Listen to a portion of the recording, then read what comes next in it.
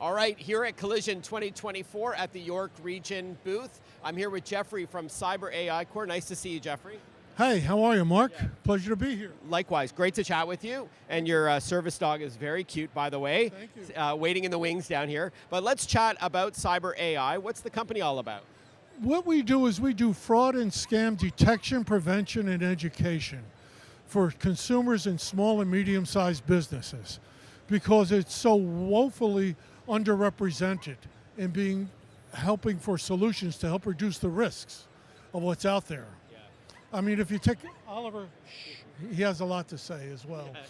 If you anti-fraud expert over here. Well, if you think about it, just in Canada alone, over the past 4 years, according to the Canadian Anti-Fraud Center, reported frauds and scams have increased by 426%.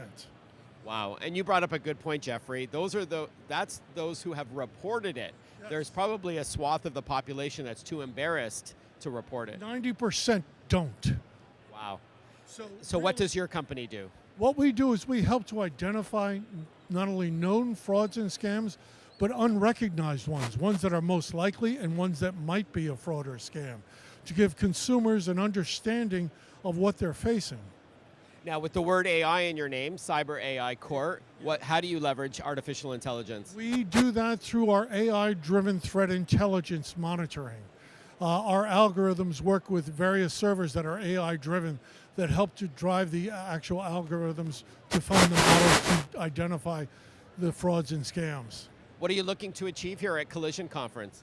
Looking to achieve more traction and scales and trying to find the right investor to help us move to the next level. And how can they reach you after this interview? Oh, goodness knows they can reach us just by going to our website, cyberai.pro and scamblocks.io. All right, CyberAI Pro, you said, or .pro? CyberAI.pro